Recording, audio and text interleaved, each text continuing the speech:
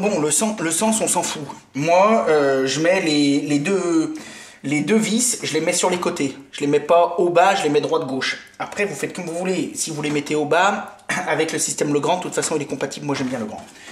Donc là, on va la mettre là. Hein, donc là, il n'y a pas de problème. On va la mettre ici.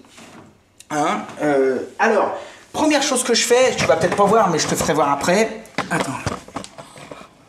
La première chose que je fais, je la trace toujours grossièrement. D'accord? Donc, là, je fais de la rénovation. Donc, ce qui compte, c'est qu'il y ait une harmonie avec les deux, qu'il n'y en ait pas une là, etc. Donc, au moment de la sceller, je la mettrai dans le prolongement. Après, normalement, sinon, du carrelage, vous la mettez à 20 à l'axe, on est pas mal. J'ai pris l'habitude de les mettre à 20 à l'axe parce que je travaille beaucoup en réno et beaucoup en maison bourgeoise, etc. Et des fois, vous avez quand même des plaintes qui font 15. Donc, si vous les mettez un peu plus bas, ça peut poser souci. Donc, moi, je la mets à 20 à l'axe. Et là, vous avez vu, je l'ai tracé vulgairement. Et vraiment, même là, je la retrace 1,5 cm au moins plus grande. Parce qu'on va la sceller. Donc, en fait, du fait qu'on va plâtrer, on s'en fout de casser. Alors, me faites pas un trou de vache, hein. Mais on s'en fout, au contraire, ce qu'il faut, vaut mieux creuser un petit peu plus large pour après pouvoir aller la régler un petit peu comme ça au moment de plâtrer. Ok, donc là, bon, là, t'as vu, je sais pas si tu vois bien, là, si là, tu dois bien voir, voilà. Hein, donc là, t'as vu, je l'ai tracé. Ok, ensuite, il faut que je trace grossièrement, alors je dis bien pareil, grossièrement, rapidement. Attends, je te positionne. Là. Ensuite, ce que je vais faire, je vais tracer grossièrement, rapidement, parce que c'est pareil, c'est pour me faire une base, hein, c'est pas pour faire Versailles, mon passage. Ça, pour ça, j'utilise, moi j'ai l'habitude, j'utilise mon niveau.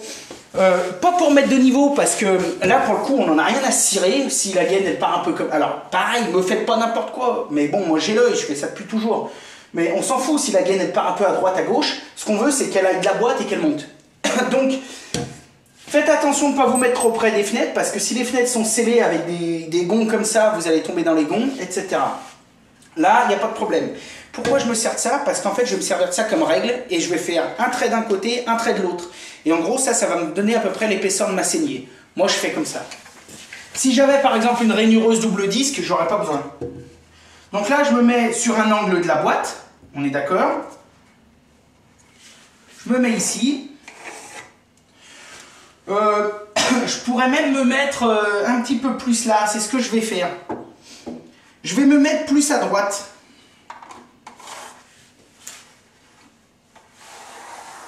Et puis je vais revenir.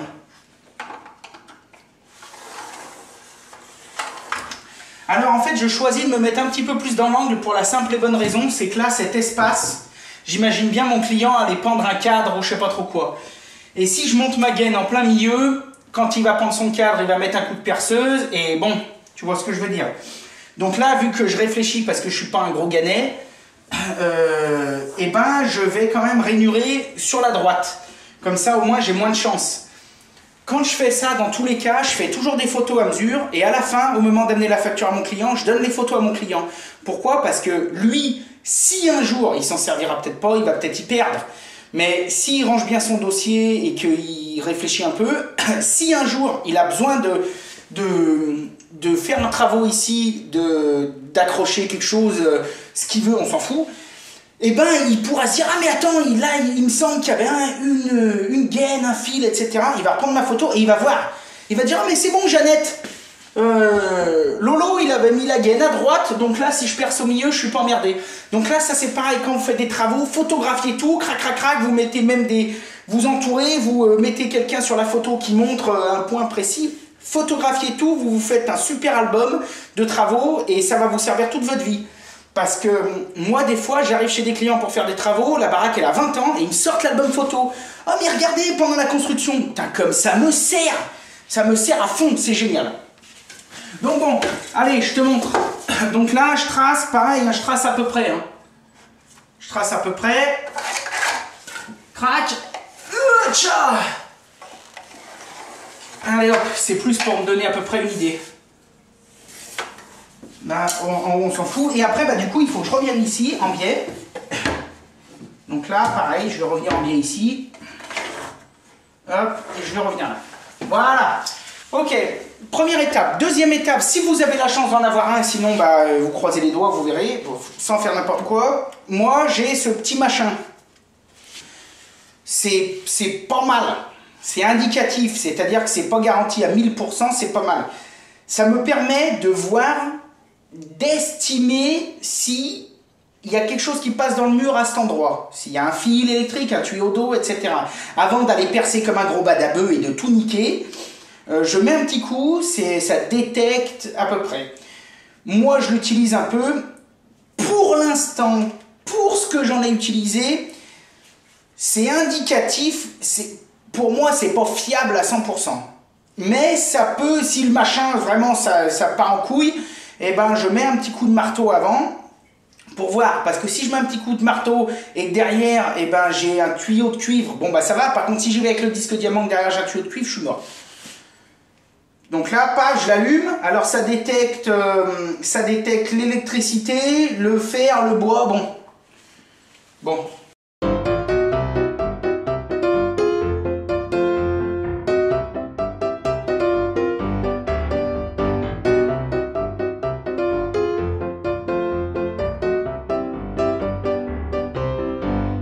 Je passe toujours avec les trois. Parce que des fois, il y a des choses que je peux voir. Et si les trois au même endroit, ça gueule, généralement, c'est qu'il y a quelque chose. Après, si, comme là, par exemple, je passe, crac, ça détecte un truc. Vu que lui, il détecte à 10-12 cm de profond, il peut détecter un bout de bois ou une cheville qui est 10 plus loin. Donc moi, 10 plus loin, c'est pas grave. Donc là-haut, les trois ont bipé là-haut et les trois ont bipé en bas. Donc là, ce que je vais déjà faire, je vais prendre un petit marteau. Petit marteau d'électricien. Hein, et ce que je vais faire ce que j'appelle moi un sondage. Donc, c'est-à-dire, c'est pas un machin de politique, c'est un sondage de mur. La blague pourrie, ok, je suis désolé, tu sors. Donc là, ça sonnait un peu par là.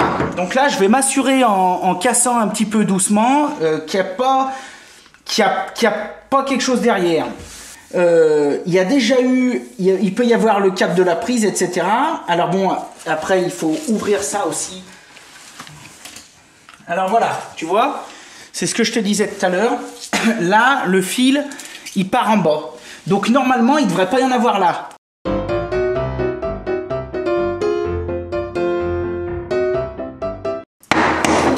Bon, donc là, voilà, là c'est le cas parfait où il n'y a rien. Donc là, j'ai creusé, tu vois, je passe ma main, je sens rien, il n'y a pas de gaine électrique, à aucun endroit, il n'y a rien. Il y a un joint de brique qui est ici, donc là, il doit y avoir une brique, un joint de brique, et là, il n'y a rien. Alors, c'est pour ça que c'est important de sonder, parce qu'il y aurait pu avoir quelque chose. Par contre, pourquoi il a sonné? Parce que mon appareil, il détecte jusqu'à 120 mm de profondeur. Il n'y a rien ici, par contre, est-ce que derrière la brique, il n'y a pas quelque chose? Donc voilà, c'est pour ça que je fais un petit sondage, ça mange pas de pain, et au moins je suis sûr. Je vais refaire la même chose en haut parce que ça bipait aussi en haut. Alors là, tu vois, là c'est intéressant. Quand j'ai approché mon sondeur, il a bipé là-haut. Et en fait, je me rends compte de deux choses. Il n'y a rien, mais c'est vrai et pas vrai. Parce que là, le plafond, il est en placo. Et en gros, il s'avère, alors vous ne le voyez pas, mais moi je le vois, que tout de suite ici, là, il y a un rail à placo. Donc c'est pour ça que quand j'approchais mon détecteur sur le briquetage, plus j'approchais, plus il détectait le rail à placo. Donc en gros, là, il y a un rail à placo. Donc moi, pour ce que moi je vais en faire, j'ai pas de problème. Il n'y a pas de souci, je peux y aller à fond, j'aurai pas de souci. Ça vaut le coup de prendre le temps quand même de vérifier 2-3 trucs. Franchement, ça vaut le coup. Bon, allez hop, on va percer ça. Petit casque anti-bruit, lunettes de protection, l'aspiro, il en est où? Normalement, il est bon. Alors ça, c'est génial. Tuyau d'aspirateur de 10 mètres de long. Vous mettez l'aspiro dans un coin de la maison et pendant toute la durée du chantier, plus personne ne touche à rien. Le système de raccordement d'aspiration Festool. Et crac, mon petit truc si vous vous en rappelez. J'ai fait une vidéo là-dessus, plug it, hop, Et voilà, quand je démarre la machine, l'aspirateur démarre. Nickel. Allez hop, c'est parti.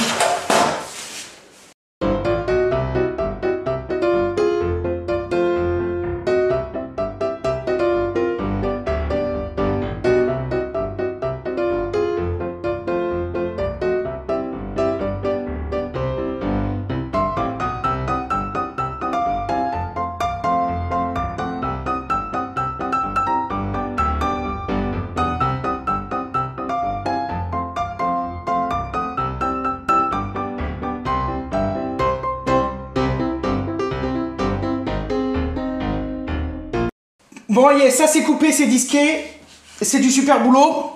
Tu constateras pas de poussière. Hein. Pourtant, ceux qui ont l'habitude de la rénovation, la brique, putain, quand tu coupes de la brique, t'es dégoûté généralement. Bon, là, pas de poussière. Donc, vous voyez, des fois, ça vaut le coup d'investir un petit peu. Bon, là, c'est bon, c'est rehaussé, etc. Voilà.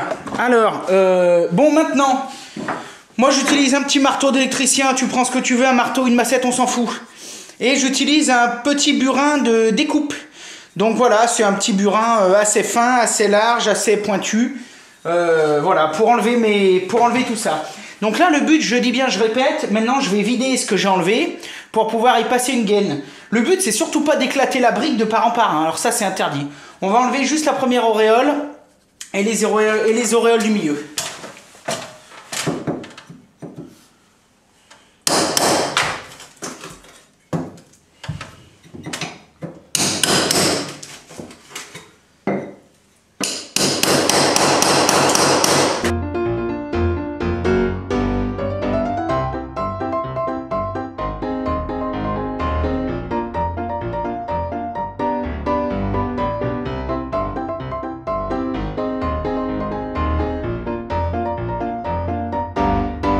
Bon là, ça c'est bon.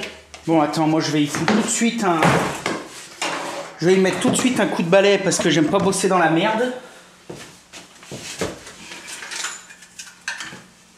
Ça on y enlève.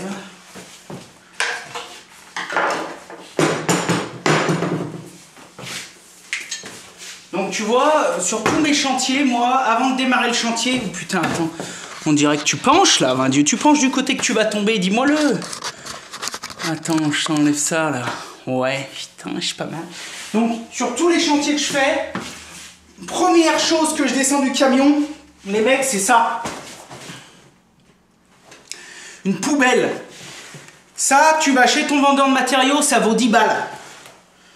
Tout le chantier à mesure, crac, crac, crac, l'apprenti, n'importe qui derrière, petit coup de balai.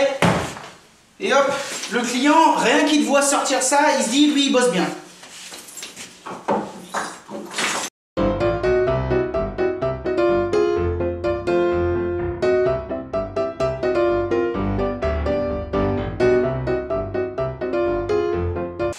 Bon, ça c'est bon, ça c'est bon, ça c'est bon. Mon chantier, il est propre. Bon, ça c'est la première étape. Je te fais voir la gueule que ça a. Attends, 2 secondes. Là, voilà. Donc ça, hop, ça c'est la première étape. Donc voilà où on en est. Bon là, j'ai cassé un peu plus large, hein, c'était plus pour te montrer. Donc là, je vais mettre ma boîte et après, hop, tu vois. Voilà, ok. Bon là maintenant, je vais couper 2 secondes, je vais monter, etc. Je vais aller balancer le fil d'antenne pour pouvoir après caler mes gaines et tout. On se reprend tout de suite après. Bisous.